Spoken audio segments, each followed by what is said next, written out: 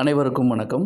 5, 9 அதிபதிகள் பாதகாதிபதி என்றால் ஜாதகருக்கு நன்மை நடக்குமா, தீமை நடக்குமா? எல்லாத்துக்கும் மனசில் தோன்ற கேள்வி. பொதுவாக இந்த கேள்வி எழலாம். 5ஆம் அதிபதியோ 9ஆம் அதிபதியோ பாதகாதிபதிங்கிற கேட்டகரியில் வந்துச்சுன்னா, அந்த கிரகம் நன்மையை செய்யுமா, தீமையை செய்யுமா அப்படின்னு ஒரு சந்தேகம் வந்துச்சுன்னா ஒன்றும் பயப்பட வேணாம். 5, 9 அதிபதிகள் பாதகாதிபதிங்கிற ரோலுக்கு சம்மந்தப்பட்டால் கண்டிப்பாக சுப பலனை மட்டுமே தருவார்கள், அசுப பலனை தரமாட்டார்கள். அப்படிங்கிறது நம்ம மனசுக்கு தைரியம் குடிக்கக்கூடிய ஒரு செயல். இப்போ சரத்துக்கு 11ஆம் அதிபதி பாதகாதிபதி, ஸ்திரத்துக்கு 9ஆம் அதிபதி பாதகாதிபதி, உபயத்துக்கு 7ஆம் அதிபதி பாதகாதிபதி.